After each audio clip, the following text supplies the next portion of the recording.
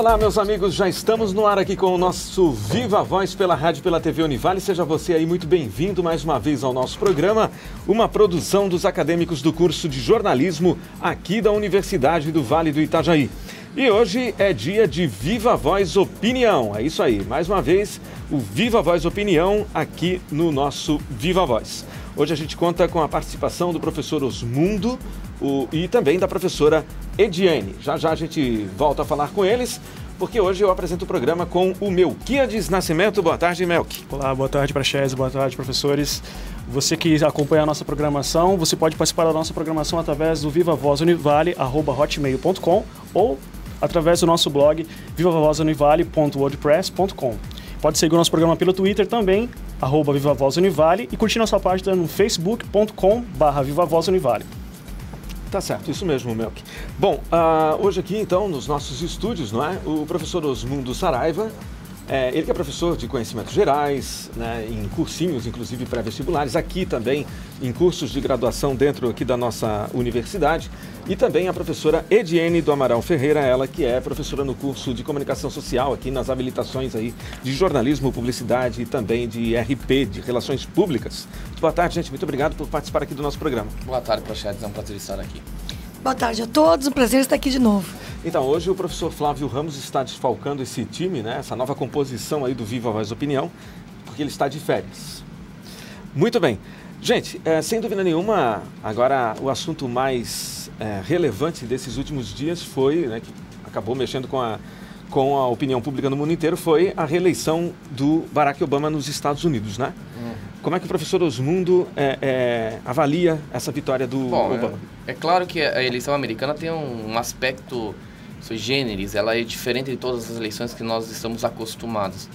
Tentou-se dar a ela uma emoção maior de um empate técnico, mas que na realidade não há, porque ali o que vale mesmo não é o voto popular, é o voto dos delegados que são eleitos especialmente para a eleição do presidente. É um sistema que vem da colônia americana, quando era uma colônia e as distâncias eram muito grandes, então eles escolhiam os delegados que iam até Washington e oficializar a eleição, porque era muito difícil se realizar uma eleição. E como o americano, de maneira geral, é muito tradicional, gosta desses rituais e manteve esse sistema eleitoral que, ao meu ver, não é um sistema democrático, é um sistema de resquícios ditatoriais. Tem que lembrar também que aqui, durante a ditadura militar, se optou por uma coisa parecida, o colégio eleitoral, bipartidarismo. O que não ocorre nos Estados Unidos é o bipartidarismo, eles têm mais partidos, mas como o candidato que vence no estado leva todos os votos, eternaliza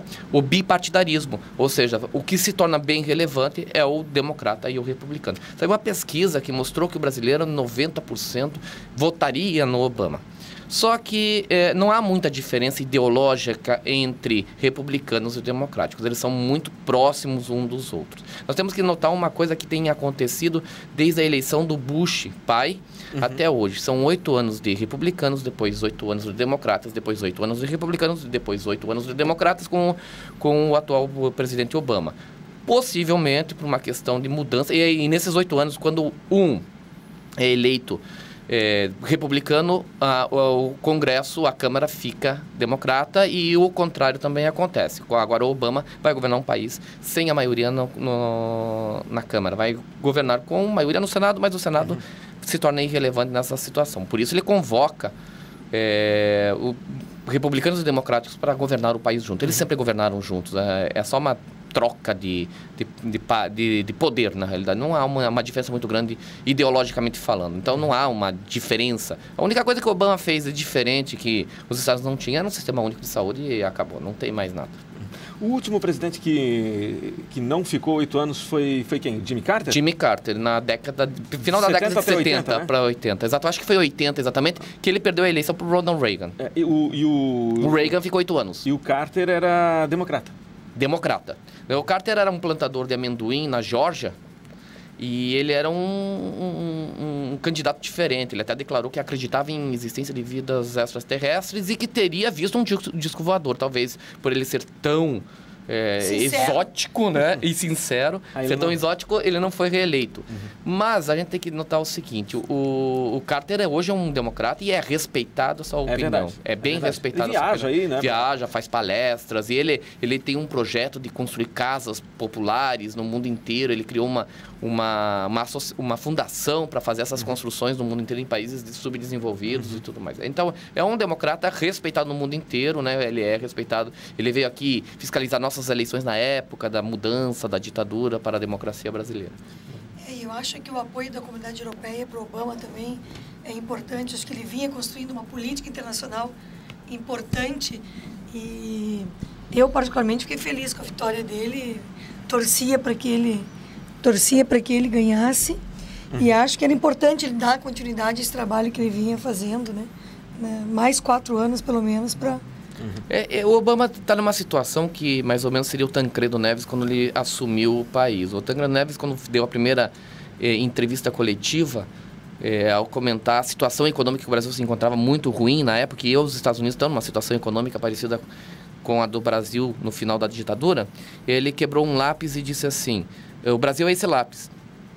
É mais fácil fazer um novo lápis, porque o lápis está quebrado, do que consertar esse lápis quebrado. Então, na realidade, os Estados Unidos estão num processo de recuperação que foi desastrosa com o Bush.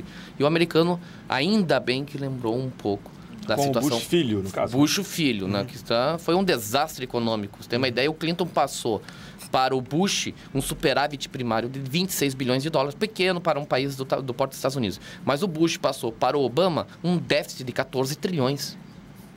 Então, é uma situação... Ele arrasou com a economia americana. Acabou, não tem. A economia norte-americana foi para o fundo do poço por causa do Bush.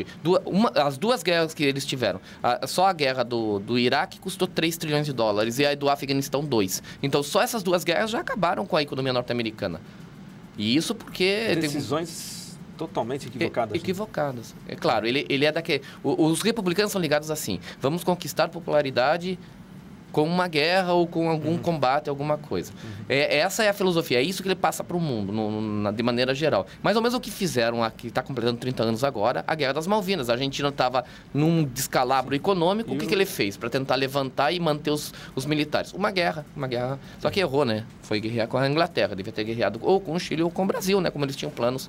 Não foi com a gente que eles foram, né? Foram lá com mais forte. Pois é. Bom, aí então a professora Ediene já avaliou, né, positivamente aí a vitória do Obama aí para mais 4 anos, né? Na sua opinião, também é positivo?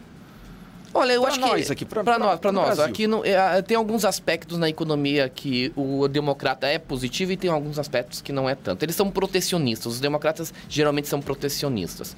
Eles criam mais barreiras ao nosso comércio. Então, ele não tradicionalmente, eles não são, assim, comercialmente bons. O republicano é mais liberal. Ele quer que a economia de mercado fique livre, né? Não que o outro não vai prender também, não vai estatizar mais. Eles são mais para... O democrata é mais para o produtor caseiro e o americano, o republicano é mais para o livre comércio. Então, isso daí, o que privilegiaria a nossa posição seria mais os republicanos. Porém, o Obama tem melhor acesso, ele é mais humano na relação exterior, ele dá mais importância para os outros países, ele não está lá, American first, os americanos em primeiro lugar. Ele está lá num relacionamento de abertura econômica e de congregação internacional. Tanto é que os países todos da Europa, que dependem muito diretamente da economia norte-americana, e da América do Sul também, eles são muito mais favoráveis ao Obama do que qualquer outra coisa. Bom, agora a gente vai perguntar então para a Ediene, o que a Ediene traz para nós hoje aqui, Ediene? Qual o assunto assim que mexeu com a tua cabeça aí nesses últimos dias? Até o Léo, que é estudante de jornalismo, estava trocando e-mails com ele e eu vendo a questão do Enem, né? Da abstenção dos estagiários, dos alunos que se inscreveram e os alunos não irem, né, prestar essa prova, causa um prejuízo para o nosso governo de 90,4 milhões de reais, né? Então, eu acho que essa conta, né? Então, inclusive, o ministro, o Aloysio Mercadante, pediu, né, para o Luiz Cláudio Costa, que é um presidente ali do Instituto Nacional de Estudos e Pesquisas Educacionais, do INEP, a fazer uma pesquisa, a avaliar o porquê. Porque esses índices, né, já faz 2 anos que 27,9% dos alunos se inscrevem no Enem e não vão fazer as provas, né? Enquanto esse índice no vestibular é de 9%. Então, a preocupação deles, porque isso é um gasto para o governo, por 90,4 milhões, é um dinheiro que poderia ser investido, é um dinheiro gasto com pessoas que se inscreveram e que não foram. Né? É muita então, coisa. Agora o ministro está preocupado para saber por quê. Quem são? Quem é a faixa etária? Qual o estado que está mais localizado isso? Por que essas pessoas não se motivam, né? Sabendo que vai ter oportunidade de entrar em boas universidades, universidades públicas, universidades comunitárias, universidades privadas, e faz com que esse aluno... Né? E eu fiquei realmente preocupada, porque a gente acha, tantos não foram, mas não pensa, né, que isso envolve um custo, né, uma logística de pessoas aplicando provas, pessoas que são pagas, provas impressas, locais alugados, porque o governo aluga locais para se fazer as provas.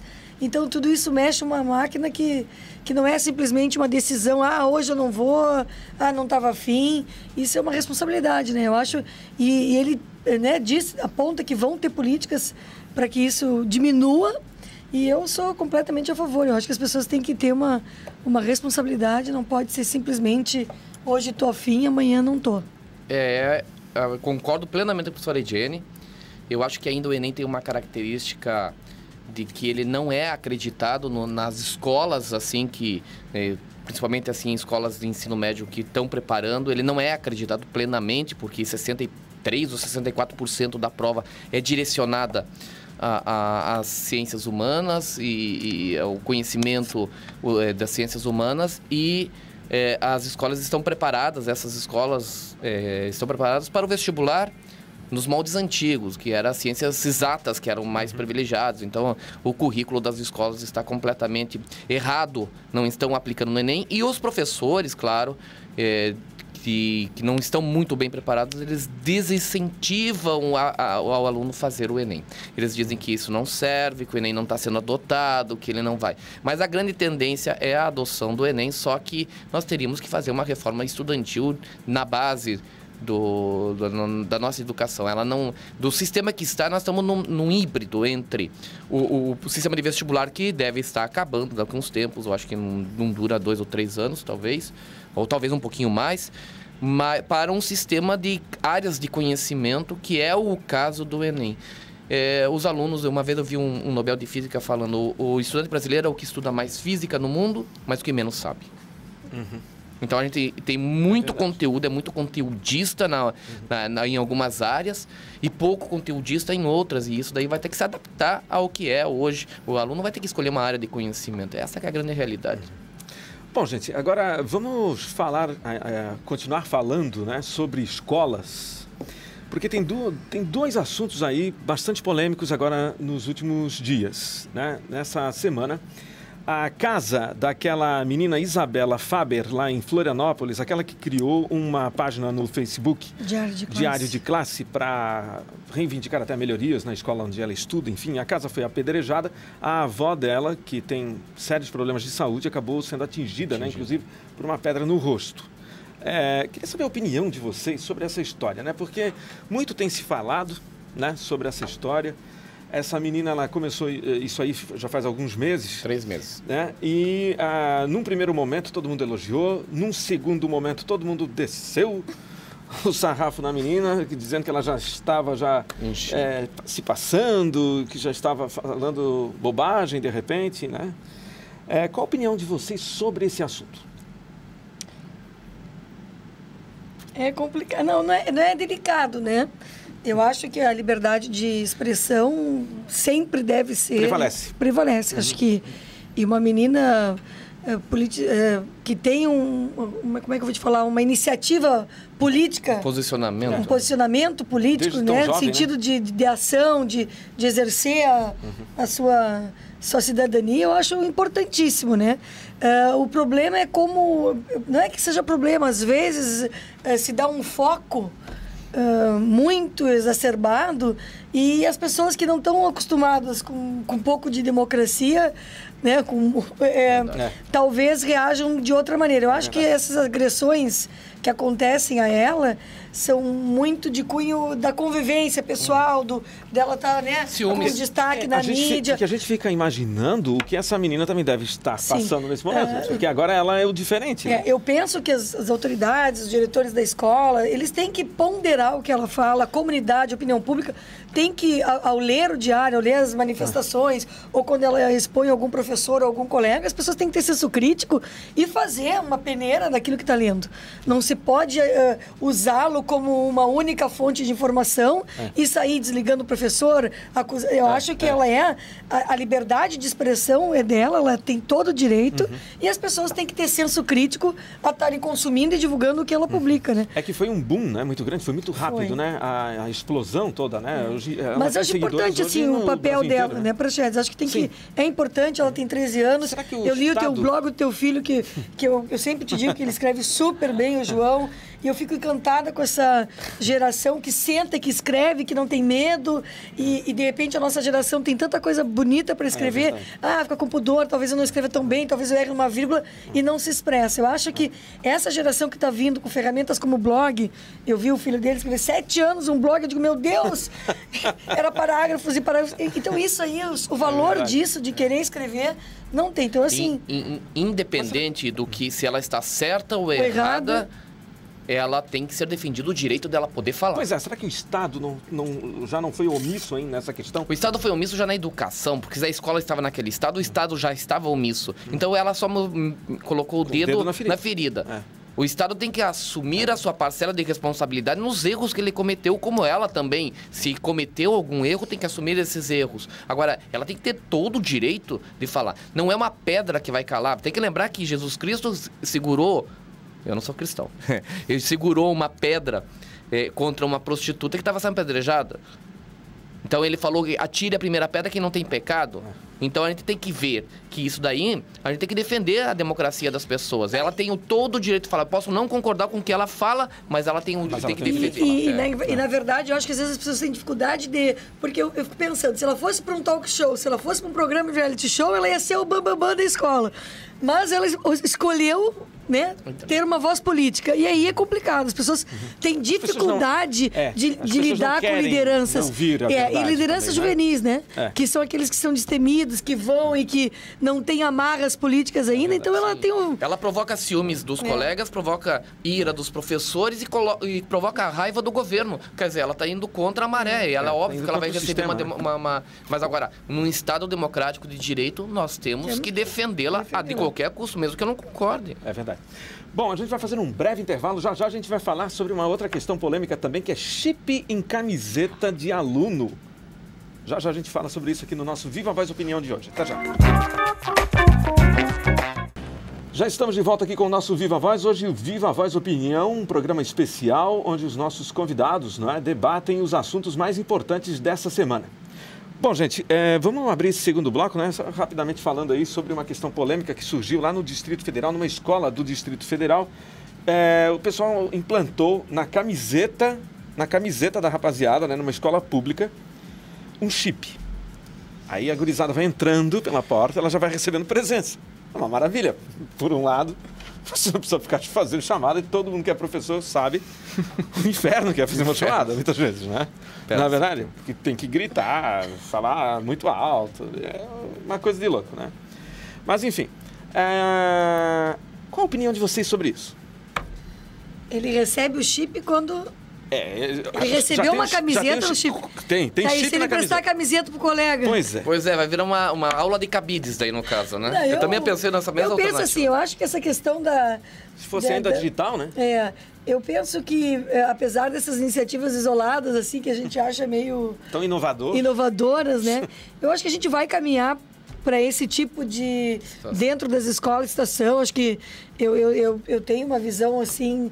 Né, que daqui a pouco vão ter o chip na porta ali, vai ver a hora que o professor entrou. Ou vão implantar porque isso vai facilitar. Os Estados Unidos já estão implantando, né? Mas eu acho que a tendência, apesar de ter essas questões de ser na camiseta, eu acho que não tem volta. A questão de agilizar esse sistema, né, que o professor fica lá, Gabriel, Melquiades, Osmundo, Mas não vai. pedagogicamente, isso não é ruim? Mas me diz uma coisa, o que está se temendo pedagogicamente com essa implantação? Está se temendo que o aluno cometa algum erro e não assuma esse erro? Isso é típico da adolescente e de criança. O córtex pré-frontal ainda não está desenvolvido, eles não têm a noção do certo e errado plenamente. Então, se der a oportunidade para ele vai cometer, como a própria professora Ediane falou, vai emprestar a camiseta para o coleguinha que vai entrar com 10, 3, 15 camisetas. A turma vai estar com 15 alunos e tem um só. É o que pode acontecer. Agora, vamos e venhamos. Quem não deve, não teme. Se o aluno não deve, qual a diferença vai fazer um chip? Se ele vai para a aula corretamente, se ele vai estar lá. Se ele temer ou vai dever alguma coisa, o que vai acontecer? Ele vai emprestar a camiseta para o outro e acabou. Se eu fosse professora, seria uma dificuldade, porque com a chamada, assim, a gente vai reconhecendo também. Dizer, meu aluno, ele sabe. Na verdade? Eu praticamente sei 90% do nome dos meus alunos, assim, pela chamada. Eu também sei. Eu reconheço, eu tento, assim, chamar o fulano e eu olhar, esse é o meu. Aí eu não adianta nada, porque eu não lembro disso. Eu lembro, eu tenho uma facilidade. Eu também tenho. Então, agora, eu lembro o nome e sobrenome ainda. Eu queria fazer uma pergunta para ele como aluno, como ele se sentiria, Melquiades, como é que você se sentiria com um chip na camiseta, você entrando lá na sala de aula e apitando o chip? Acho que eu sentiria como um animal, né? Porque acho que esse negócio de responder a chamada, eu sou mais antigo, né? Eu já gosto mais daquele ouvir o professor me chamar, ele me olhar nos olhos, tal, falar o nome, eu acho. Porque você não tem o nome do Osmundo. Não, e o Melquiades é bom aluno, mas ia ser ótimo por outro lado, aquele que chega tipo assim, ó, 7h55, aí tu ia te poupar aqui lá, professor, uma faltinha, não, ó, tá ali. Tá ali, a hora que entrou e saiu. Né? Exatamente. Mas que é realmente, agora, vendo por esse outro ângulo, né, que o Melquiades falou, parece uma coisa meio de código de barra, parece, né? Parece, mas nós estamos vivendo uma situação de código de barras. Nós estamos numa sociedade de código de barras. É verdade. Total, né? Total. É verdade. Total. Então, a professora Ediane, eu acho que matou a charada. É a atualidade, não adianta. É o caminho que vai se seguir mais cedo ou mais tarde e vão se adotar. Eu fico pensando assim, quanto tempo vai levar para adotar chips nos carros para não dar multa por excesso de velocidade? Quanto tempo vai levar isso? Pouco tempo. É verdade. Então, vamos chipar tudo. E vamos falar agora sobre o furacão Sandy. Muitas mortes, em torno de 80 mortes só nos Estados Unidos. Só nos Estados Unidos, que na realidade, ali ele se tornou uma tempestade, uma super tempestade. Já tinha passado da categoria de furacão. Mas o Sandy foi colocado e ainda foi... Eu vi gente falando isso, desculpe falar, mas disseram assim, é o sinal do fim do mundo, porque dia 21 de dezembro acaba o mundo e tudo mais, né? Não tem problema, eu acho que acabar o mundo é uma coisa muito legal, porque todo mundo morre juntos, não sobra alguém para dizer, pô, perdi todo mundo. Então morre todo mundo junto. Isso não é o grande problema. Agora, isso é época de acontecer esse tipo de tempestade nos Estados Unidos. São as épocas dos furacões, as épocas dos tornados. Eles têm uma temporada disso. É normal, só que pega de surpresa o número de mortos. Eu acho que Nova York, né, que foi bastante atingido, muito atingido, foi como... eu vi bairros lá do prefeito de Nova York dizendo que as pessoas tinham que sair das suas casas porque... Sim, mas eles têm um sistema de evacuação perfeito. E aí que eu ia falar, eu acho que foram... com tudo aquilo que eles têm, com toda a estrutura, né? Sim. Então imagina se não tivesse. E se fosse num país ali né, porque o Sandy passou pelo Caribe também. Passou em Cuba. Fez várias vítimas, até no Haiti. Matou também, gente, né? Mas se ele tivesse adquirido mais força, não é? E fosse com tudo ali, teria sido uma desgraça total, né? Eu vi imagens do metrô de Nova York, assim, das câmeras de segurança. Meu Deus, parecia aqueles filmes hollywoodianos mesmo, assim, entrando água enchendo. Uma vez eu fiz um levantamento. Gente, Quantas vezes Nova York tinha sido destruído em filmes? Parou em 9 no meu levantamento. 9 vezes destruída em filmes, inclusive pelo Godzilla. Então, Nova York, tudo que acontece em Nova York parece coisa de filme, né? Sim, é verdade. Porque a gente tá tão acostumado em ver aquela situação de Nova York. Os cenários Nova York é um cenário. Conhecidos, né? né? Um cenário, né? Mas acho que agora a tecnologia, a informação serviu porque eles foram sendo avisados. Né? Olha, tá chegando, tá perto, tá intensidade. Tal família, teve até um depoimento de um brasileiro que foi ajudado, que disse, olha, tu tem que pegar aqui, pega a tua família, vai para lá, e ele saiu ileso, assim, por questões da informação, da população ser avisada, de ter uma política de segurança, assim, né? Trabalhando junto e preservando... Aliás, esses mortos, a maioria que aconteceram foi porque eles não quiseram se retirar do local, proteger o patrimônio e tudo mais, colocou o patrimônio em primeiro lugar e não saíram. As mortes ocorreram por isso, bem ao contrário do Katrina, né? Que o Katrina não teve aviso, não teve Bush, né? No Bush, e ele mesmo ficou apático na situação. O Obama foi lá, talvez isso aí tenha influenciado a grande votação que ele teve no estado de Nova York, que até o Bloomberg estava indeciso entre apoiar porque o Bloomberg não pertence a partidos, e ele acaba apoiando o Obama no final da história, porque o Obama foi até lá. Nova Jersey era pelo republicano, o republicano não apareceu lá, e acaba associando a imagem do Obama com o governador de Nova Jersey, e aparece um apoio até político. Então acaba privilegiando até o Obama nessa situação. Ele agiu corretamente. Apesar do Obama, né, querer desmantelar e deixar estadual a administração das catástrofes, né? Sim, sim. E que o outro candidato, o Mitt Romney. O Mitt Romney, ele mantinha a unidade nacional, né? E que acho que agora o Obama vai rever uma situação essa situação, né? Que eles têm essa agilidade porque eles têm uma estrutura única. Um alerta montada, de né? tsunami perfeito, que aconteceu recentemente um terremoto, eu acho que foi no Japão, alguma coisa assim, e depois tinha um alerta de tsunami para os Estados Unidos, foram evacuadas pessoas também na Califórnia e tudo mais. Então eles têm uma perfeição, eles são um país de catástrofe, né? Então está se esperando um enorme de um terremoto acima de 9 pontos percentuais da escala Richter na Califórnia, que eles chamam de Big One, que é ali na falha de Santa Ana. Já faz um tempinho. Mas faz tempo, e estão esperando, porque o último grande terremoto na região, assim, que foi realmente destruído, foi a de São Francisco, aquele que pegou fogo em São Francisco em 1909, 2008, não me lembro direito a data. Gente, é isso. Então a gente vai ficando por aqui com o programa Viva a Voz Opinião de hoje. Agradecendo mais uma vez aqui o professor Osmundo Saraiva. Obrigado, professor. Muito obrigado, Praxedes. E também a professora Ediane do Amaral Ferreira. Muito obrigada. Aproveitar a Praxedes para convidar o pessoal para os 15 anos do curso de Relações Públicas. Né? Hoje, no Auditório da Farmácia, a gente vai ter uma palestra bem importante, vai ser a comemoração dos 15 anos do curso. Parabéns ao pessoal. É isso aí, 15 anos do curso de Relações Públicas aqui na Universidade do Vale do Itajaí. Nosso muito obrigado pela audiência, a gente retorna amanhã com mais um Viva Voz. Até lá! Viva Voz, realização, curso de jornalismo do Centro de Ciências Sociais Aplicadas, Comunicação, Turismo e Lazer e Pró-Reitoria de Pesquisa, Pós-Graduação, Extensão e Cultura Propec da Univale. Produção e técnica, Camila Maurer, Cíntia Baduluc, Elisa Doré, Gabriel Vieira e Maria Carolina Cândido. Coordenação, Carlos Praxedes. Supervisão, Alberto Russi.